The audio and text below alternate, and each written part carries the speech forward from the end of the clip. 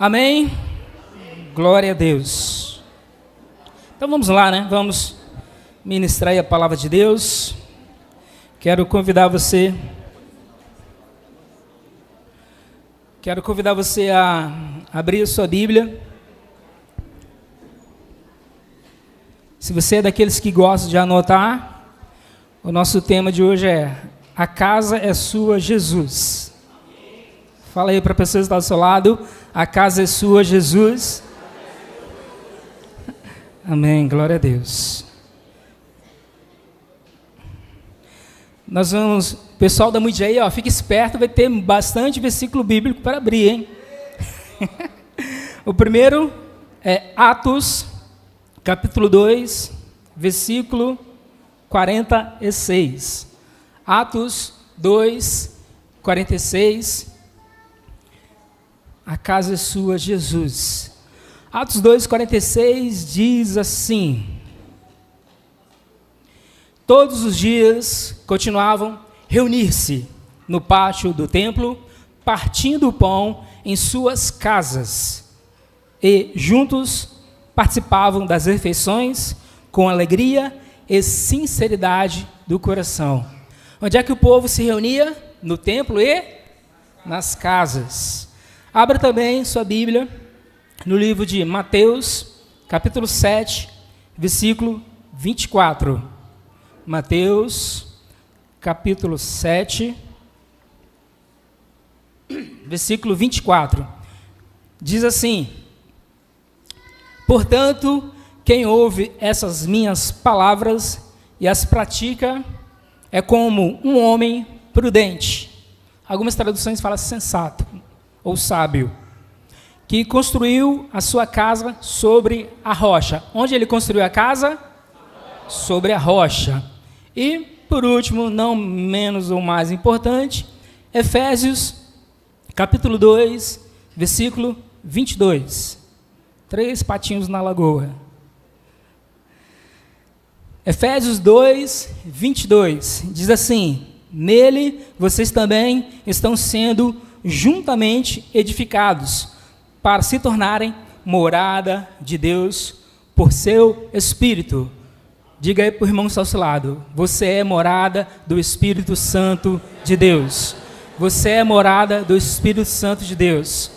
Senhor, eis aqui a sua casa, a casa é sua. Nós somos essa casa, a casa é sua, Jesus. Nós oramos nessa noite para que o Espírito Santo do Senhor tenha toda a liberdade para ministrar os nossos corações.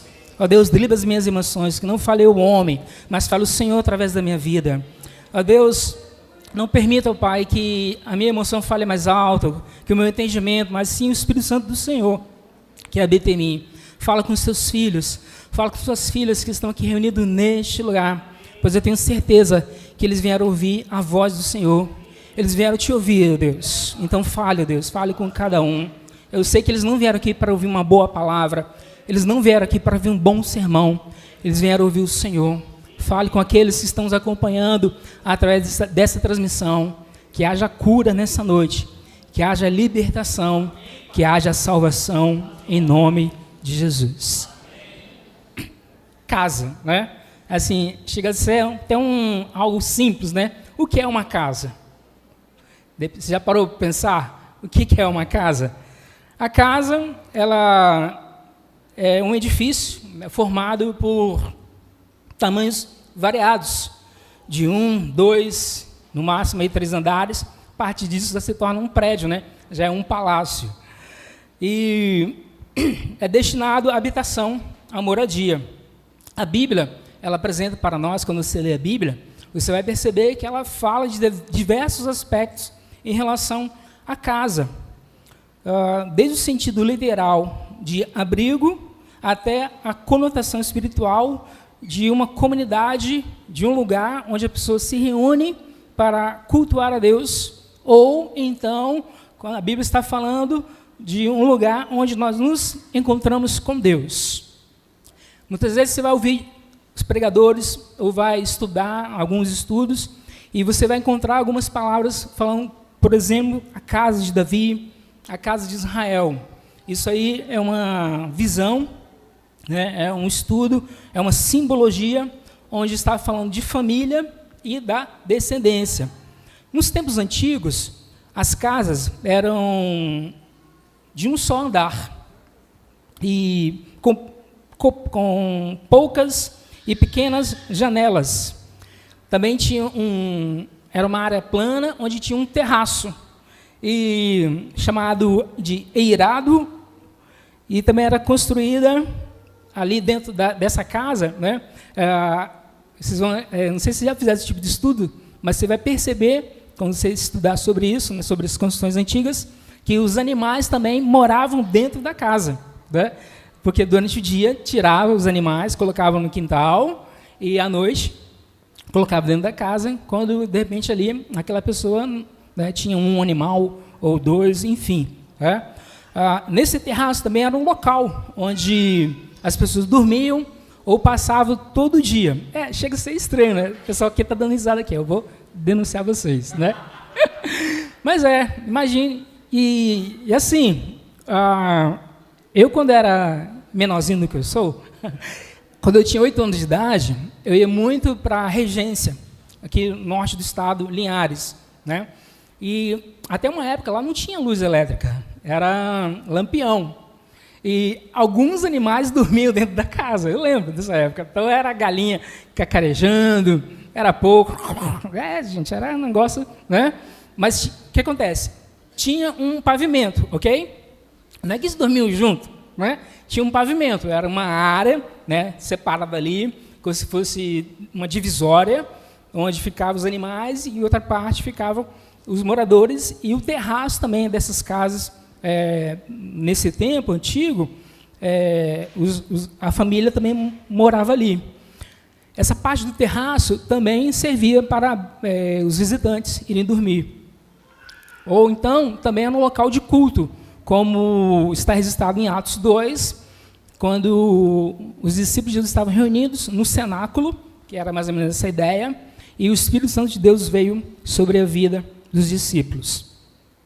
E quem gosta aí do filme, do seriado The Chosen, né? Vocês vão perceber que o local onde Jesus encontrou com Nicodemos foi num terraço. Então, assim, foi uma imagem muito linda, muito interessante, né? Aquele encontro de Jesus com Nicodemos, ali no terraço, e a série retrata que eles passaram, então, a noite, ali, conversando. E o triste, no final, é que Nicodemos, depois de ter aquela pequena casa de paz com Jesus, ele não decidiu caminhar com Jesus. Triste, muito triste o final dessa situação. Então, o terraço, né, como eu falei aqui, ele servia exatamente para várias situações. Era um depósito, era uma habitação para visitante, era um local de culto. Então, vocês vão perceber que a casa do tempo antigo, ele servia para muitas coisas. É diferente dos dias de hoje? Quem aqui tem uma casa com terraço que recebe uma célula aí? Jobim, sua casa é um terraço. Um terraço, você mora em cima, né? E tem lá embaixo. Tem mais alguém que mora no segundo andar? Tem mais alguém? Tá vendo? Ó? O povo deve estar distraído. Você está aí? Ih, tá tão distraído. Ó, se você está pensando em comer aquela pizza, me convida, tá? Não deixa eu de fora, não. Se você está pensando, tem a cantina ali, né? Então vocês estão preocupados com a cantina, né? Gente, por favor, né? Não me engane. Tem gente que faz assim, ó, deixa o corpo presente, aí fica pensando, né? Será que dá tempo de assistir o Fantástico? Será que eu vou conseguir ver os gols? Que hora que vai acabar, né? O pastor Dudu pegou a palavra, era 19h15. Será que vai dar tempo? Ele prega rapidinho. Por favor, preste atenção na palavra. Né? De vez em quando eu gosto de participação. Amém? Amém. Então eu pergunto, você está aí? Aí você responde amém, porque amém eu sei que você está. Quando eu pergunto, você está aí? Não responde amém, porque a mente está divagando. E aí você está me enganando, está deixando o corpo aí presente, só para eu achar que você está aqui comigo, mas não está. Você está aí? Amém. Olha lá, está viajando aí, um monte de gente viajando aí, ó. Volta aí, gente. Voltem, esteja comigo. Mas é sério, minha mensagem vai ser muito rápida. Quando você achar que eu estou começando, eu já estou terminando. Então, eu vou ler aqui, ó, nós vamos meditar Vai ser de trás para frente dos versículos que eu acabei de falar. Efésios 2, 22. Diz assim: neles vocês também estão sendo justamente edificados para se tornarem morada de Deus por seu Espírito. Vocês estão sendo edificados para serem moradas de Deus. Amém. Glória a Deus. Amados, Deus está trabalhando em cada um de nós para sermos morada do Espírito Santo de Deus. Cada adolescente aqui presente, cada mulher, cada homem, cada adulto, todos nós estamos sendo trabalhados, ou somos, né? Nós já somos morada do Espírito Santo de Deus. Isso é uma construção espiritual, onde nós somos edificados como morada de Deus, no Espírito de Deus, através da nossa fé em Jesus Cristo, o nosso Senhor. Todos aqueles que um dia aceitaram Jesus como Senhor e Salvador de suas vidas, se tornaram então filhos de Deus, se tornaram morada do Espírito Santo de Deus. Olha o que diz o versículo 8 de Efésios capítulo 2, você sobe um pouquinho aí na sua Bíblia, ou vira algumas páginas, né? Está escrito assim: pois vocês são salvos pela graça por meio da fé. Isso não vem de vocês, é dom de Deus. Sabe o que acontece, amado? Até a fé que você precisa ter para ser salvo não vem de você, vem de Deus. É graça de Deus, não vem das obras, para que ninguém se glorie. Porque se fosse por obras, os ricos seriam os primeiros a chegarem no céu. Mas não é uma questão de feitos. Eu recebi a casa de paz, então já estou fazendo uma grande coisa. Eu estou contribuindo ali com a cesta básica. Eu estou contribuindo com as pessoas que estão desabrigadas lá no Rio de Janeiro. Eu tenho feito isso. Não é isso. Isso aí é resultado da sua fé em Jesus Cristo. A primeira coisa que nós temos que fazer, então, para nos tornarmos moradia de Deus, moradia do Espírito Santo, é exatamente ter fé em Jesus Cristo, nosso Senhor. Então, isso requer de nós o quê? Fé. Fé em Deus. Mas não vem de nós, vem de Deus. Mas o que requer de nós? Renúncia.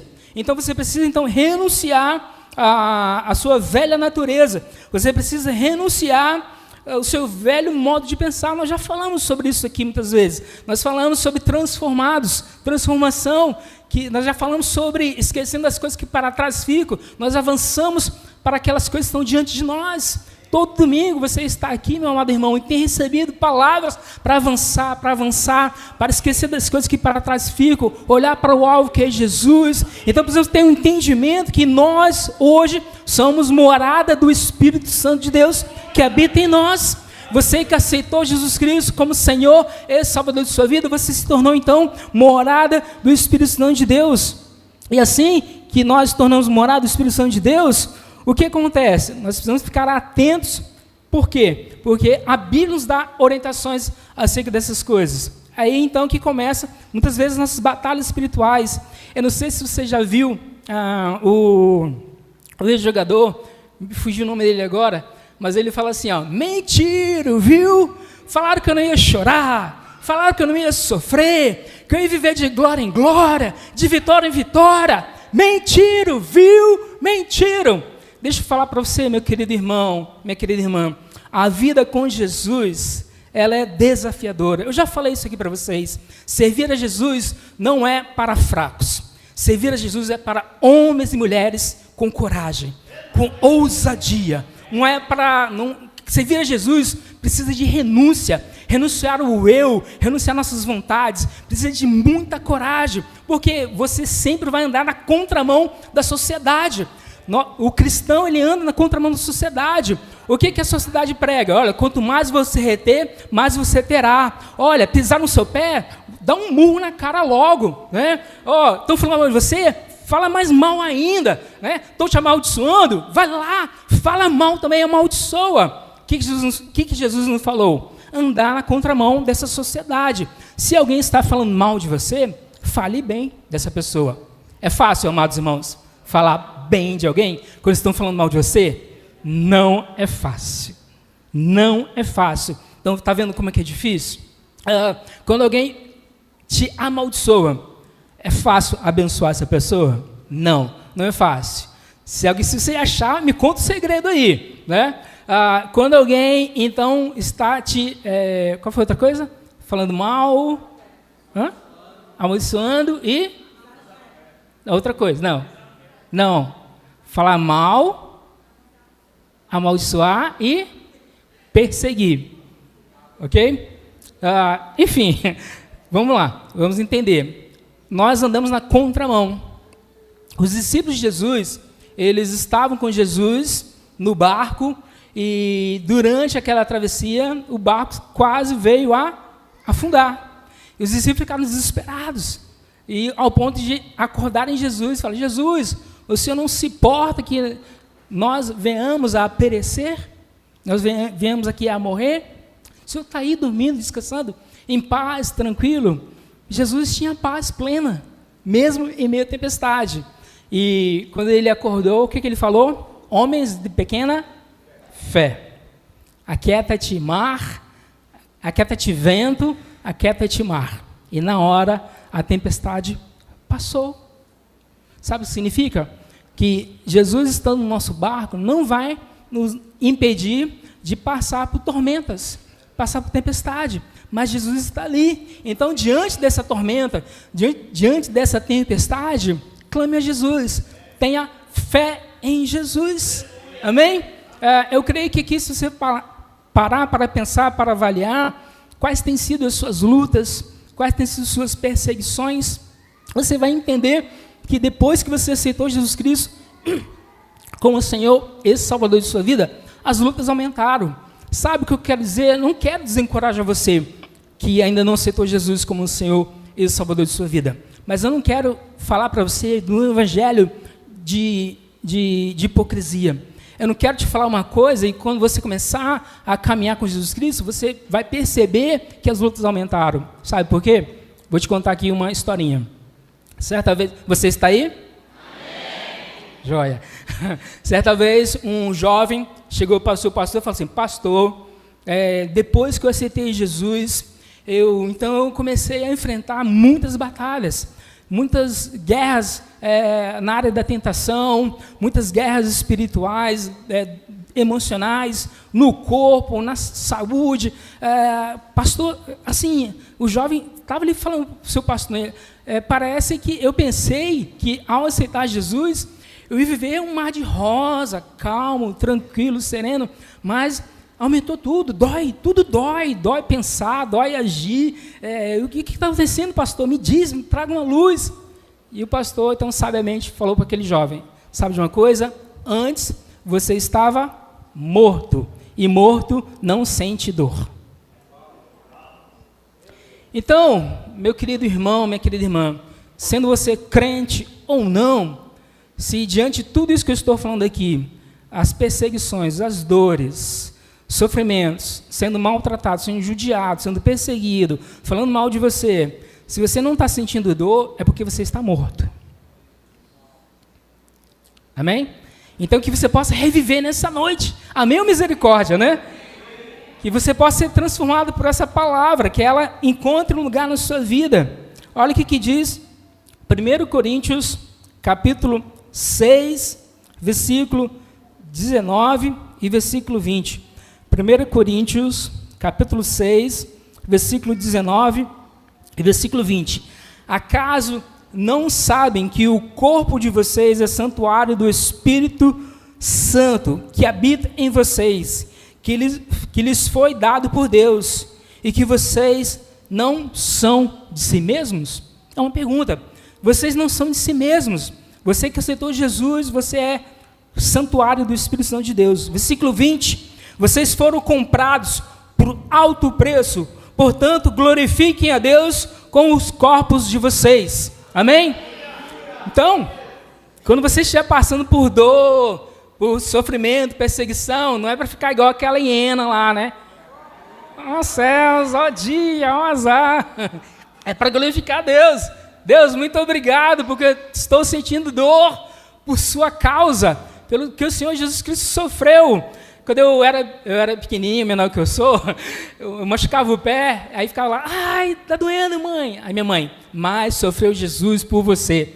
Eu nunca esqueço disso. Toda vez que eu machuco o pé, que eu bato a mão, alguma coisa, eu sinto dor.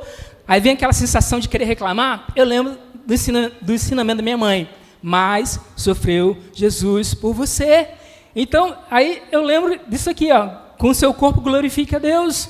Então, exatamente isso. Muito obrigado a Deus, porque o Senhor sofreu dores maiores do que essa que eu estou sofrendo. Muito obrigado, Deus, pelas perseguições que eu estou passando, porque se eu estou sendo perseguido por sua causa, é porque eu estou no caminho certo. Muito obrigado, Deus, pelas dores, por tudo aquilo que eu estou enfrentando, porque eu sei que o Senhor está comigo, e essa tempestade vai acabar em nome de Jesus. Amém? Mateus, capítulo 7, versículo 24.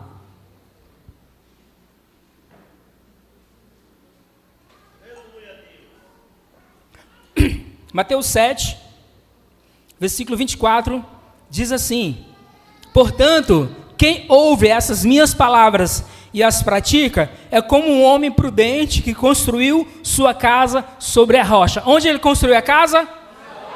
Sobre a rocha. Aqui Jesus está apresentando para os seus discípulos dois personagens. Um construiu a casa sobre a rocha, e Jesus chamou esse de Senhor sábio, né? O outro construiu a sua casa na areia, e Jesus então chamou ele de tolo. Olha o que diz o versículo 25. Caiu a chuva, transbordaram os rios, sopraram os ventos e deram contra aquela casa, e ela não caiu, porque tinha seus alicerces firmados na rocha. Então, alguém aqui uma vez já tentou fazer uma sapata, fazer um buraco numa rocha? Alguém já tentou? Olha lá, o Hélio já tentou. Mais alguém? Né? Então, você pega uma marreta, uma talhadeira, começa a bater firme, qual é o barulhinho que faz? Ih, tá desafinado aí. Dói o ouvido. Então imagine você pegar a marreta e talhadeira e começar a bater na rocha, e você acha que vai ser fácil fazer um buraco, uma sapata na rocha? Vai demorar muito tempo, vai fazer calo na mão, vai doer o ouvido. Agora, cave um buraco na areia. É muito fácil, né? E aí o que acontece?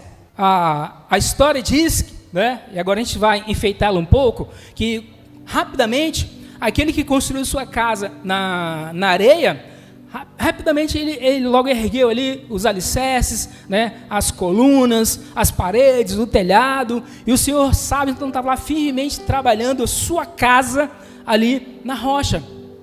Quando o senhor tolo já estava terminando, já estava na verdade na segunda reforma da casa, o senhor sábio então, ele estava ali terminando e começando a terminar a sua primeira pintura, acabamento da casa.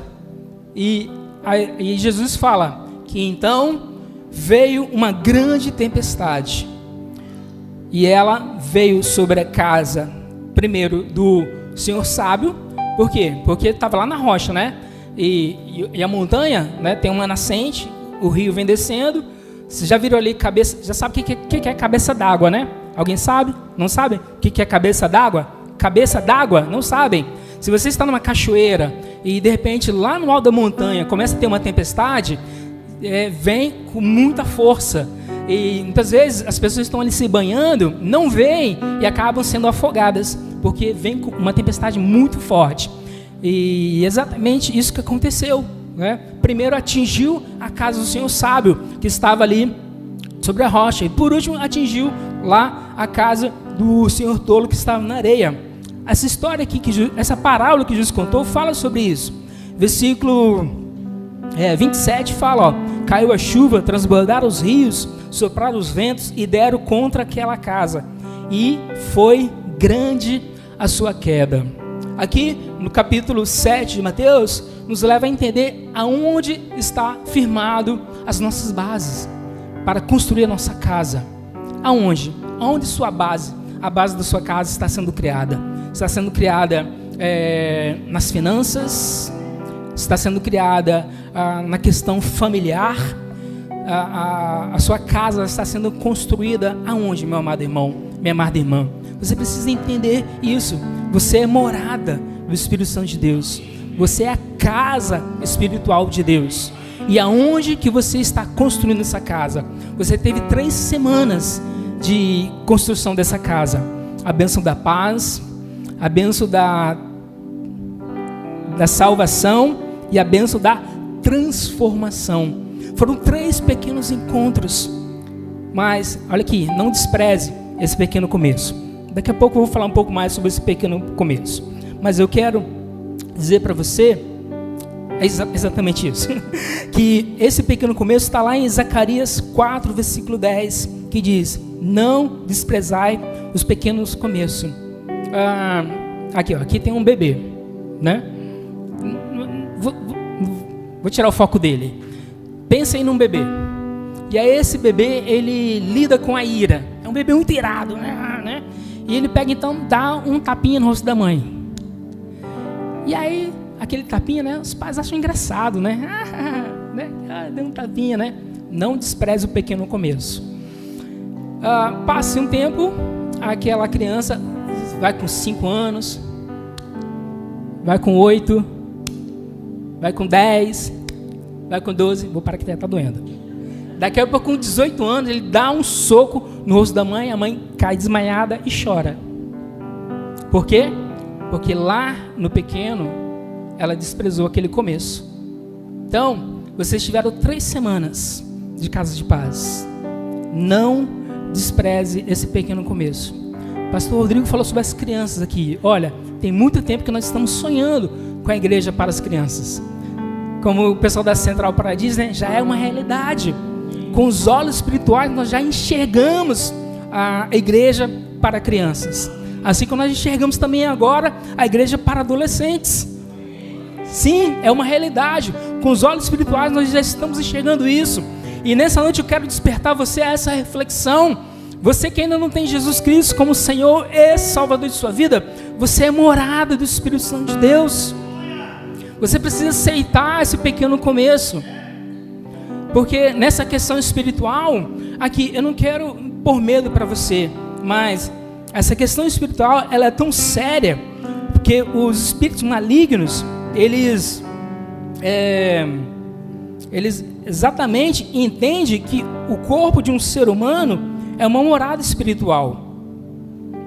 Tem uma parte na Bíblia que fala que Jesus uma vez expulsou um demônio, fala que quando um demônio é expulso de uma casa, e ele vai, e depois ele volta e dá uma olhada, né? E aquela casa então está ali limpa e ordenada. Limpeza significa exatamente não tem ninguém morando ali. E ordenada tem a ver com rituais, com alianças antigas, ornamentos antigos, uma crença, alianças antigas. Então, o que a Bíblia fala? Que esse espírito maligno, ele sai, vai ao deserto e busca mais 7 espíritos. E aquela casa, então, se torna pior do que a primeira. Eu não estou falando isso para te assustar, mas eu estou falando para você refletir como está a sua vida. Eu sempre levo você a refletir sobre isso. Como é que está a sua vida nos seus relacionamentos pessoais, conjugais? Como é que está a sua vida lá no trabalho? Como é que está a sua vida profissional? Como é que está a sua vida nos estudos? Como é que está a sua vida financeira? Você já parou para pensar se há uma opressão maligna sobre você? Você já parou para pensar se a paz de Jesus não está sobre você? Realmente você tem paz, mesmo em meio a guerras, a lutas? Então, nós somos casa espiritual, e Efésios fala sobre isso. Mateus fala para nós firmarmos a nossa casa sobre a rocha, que é Jesus. Não despreze os pequenos começos. Olha o que diz Filipenses capítulo 1, versículo 6. Filipenses capítulo 1, versículo 6. Estou convencido de que aquele que começou a boa obra em vocês vai completá-la até o dia de Cristo Jesus.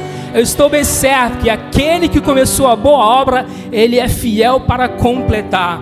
Deus já começou a fazer um processo na sua vida há 3 semanas atrás.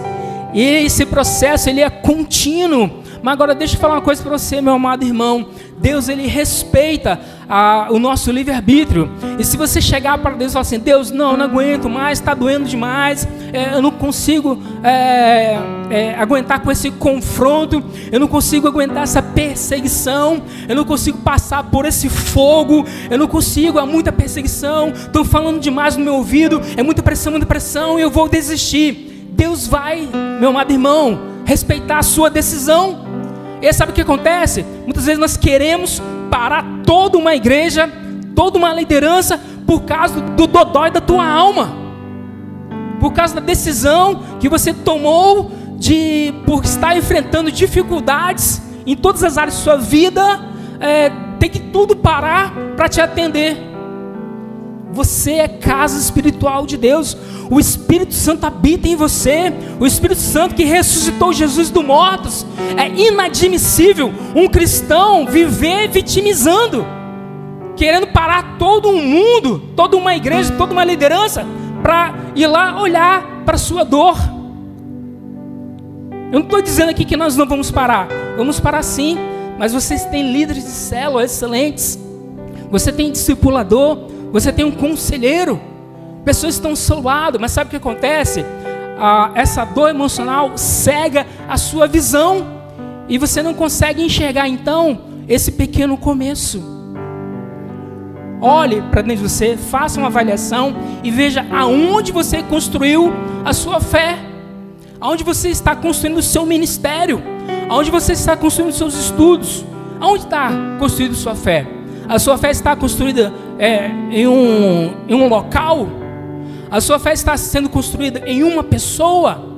A nossa fé está construída em Deus, na rocha que é Jesus.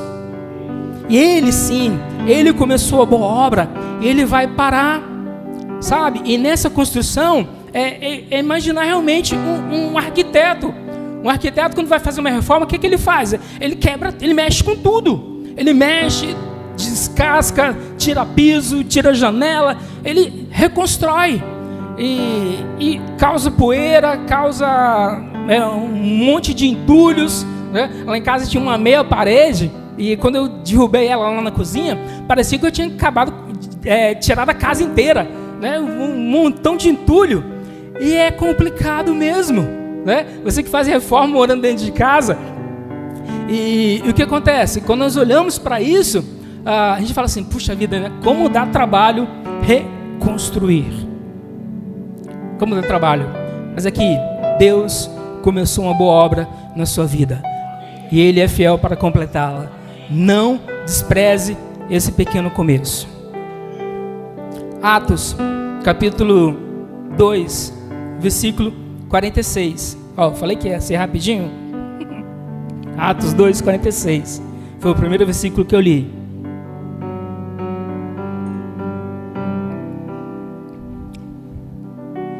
Diz assim: todos os dias continuavam reunir-se no pátio do templo, partindo o pão em suas casas, e juntos participavam das refeições, com alegria e sinceridade no coração.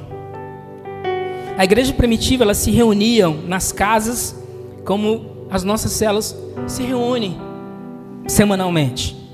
Versículo 42 de Atos 2 fala que eles se dedicavam ao ensino dos apóstolos e à comunhão e ao partir do pão. Sabe o que está dizendo aqui, meu amado? Doutrina e comunhão. E aqui é uma palavra diretamente para os líderes de célula. Sejam fiéis ao roteiro que você recebe toda semana. Tenha compromisso, tenha comprometimento e fidelidade. Sabe, quando você pega o roteiro e fala assim: não, isso aqui está muito complexo, está muito difícil, eu tenho uma coisa mais fácil para fazer. Isso não se chama criatividade, isso se chama infidelidade. O princípio bíblico está aqui, Atos 2, 42.